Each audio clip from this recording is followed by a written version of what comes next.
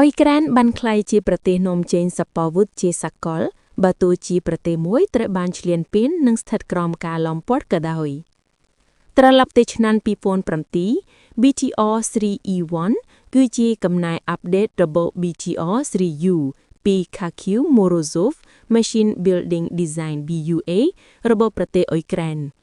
KMDB របស់អ៊ុយក្រែនបានចាប់ដៃគូជាមួយក្រុមហ៊ុនបរទេសនិងប្រទេសជាច្រើនដើម្បីលក់ BTR 3E1 ទូទាំងពិភពលោក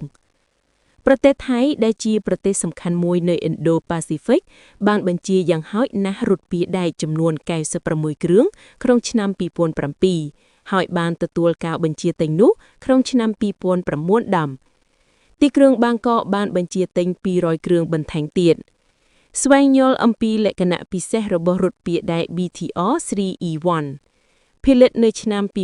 2007ផលិតបានចំនួន96គ្រឿងហើយមានច្រើនជាង200នៅលើការបញ្ជាទិញ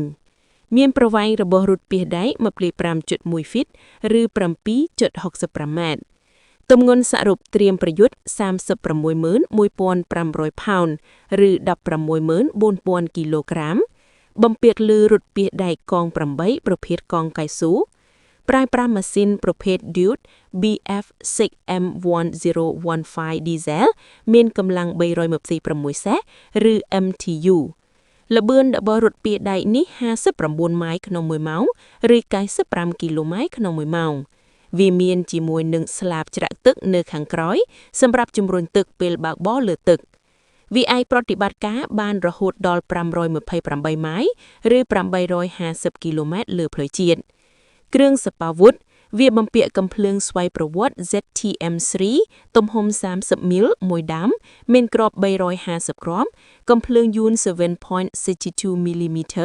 PKT មួយដាំមានគ្រាប់2500គ្រាប់ឧបករណ៍បាញ់ផ្សែង Aerosol 8ឆែក1 mm 6ក្នុងមួយចំហៀង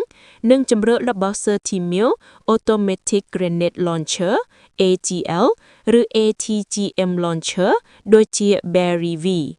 ការប្រតិបត្តិការយោធាចំនួន3នាក់អ្នកបើកបរអ្នកបាញ់មេបញ្ជាការរថពាយដែកហើយផ្ទុកទ័ពថ្មើរជើងបានចំនួន6ទៅ7នាក់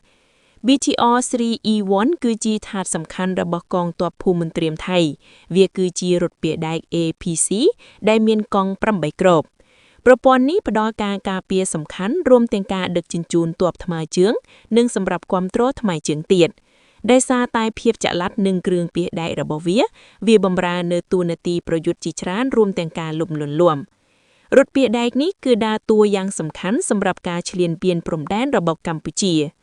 ហេតុផលដែលប្រទេសថៃមិនអាចឈ្នះកម្ពុជាក្នុងសង្គ្រាមមួយនេះបើយោងតាមករណីជាក់ស្ដែងប្រជាជនកម្ពុជាកំពុងទទួលបានសំណាងមួយចូលនេះគឺជារឿងដែលកើតឡើងថ្មីៗនេះបន្ទាប់ពីក្រុមទ័ពរបស់រថពាយដែក BTR 3E1 របស់កងទ័ពថៃត្រូវបោះបង់រថយន្តរបស់ពួកគេក្នុងការប្រយុទ្ធនៅលើដីកម្ពុជានៃភូមិព្រៃច័ន្ទភូមិជោគជ័យនិងភូមិបឹងត្រកួនខេត្តបន្ទាយមានជ័យកម្លាំងកម្ពុជាបានថតរឹបយករថពាយដែក BTR 3E1 នេះជាពាននៃសង្គ្រាម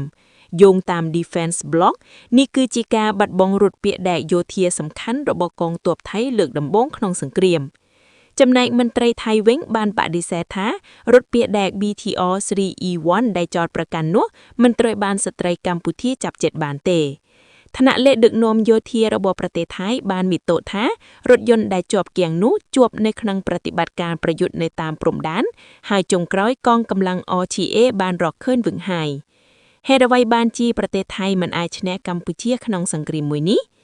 អ្វីដែលនឹងកើតឡើងវាច្បាស់ណាស់ថាយោធារបស់រាជវង្សថៃមានអ្វីដែលគេដឹងថាជាសមត្ថភាពលើសចំនួនលើគូប្រកួតកម្ពុជារបស់ពួកគេប៉ុន្តែគូអាចចាប់អារម្មណ៍យ៉ាងណាមានសន្ទប់ក្រាស់នៃភូមិសាស្ត្រនយោបាយសັບស្មានដែលគ្របបណ្ដឹងសង្គ្រាមនេះខណៈប្រភពផ្លូវការអះអាងថាការប្រយុទ្ធគឺដោយសារតែចំនួនព្រំដែនប៉ុន្តែនេះមិនមែនជាចំនួនព្រំដែនទេវាគឺជាសង្គ្រាមឈ្លានពានដោយយោធាថៃប្រើយន្តហោះចូលទម្លាក់គ្រាប់ចូលជ្រៅក្នុងដីកម្ពុជាបានបំផ្លាញបញ្ចេញផ្ទះសំណាញ់ផ្ទះប្រជាជនស្លបត្រង់សាលារៀនមន្ទីរពេទ្យហេដ្ឋារចនាសម្ព័ន្ធផ្សេងទៀត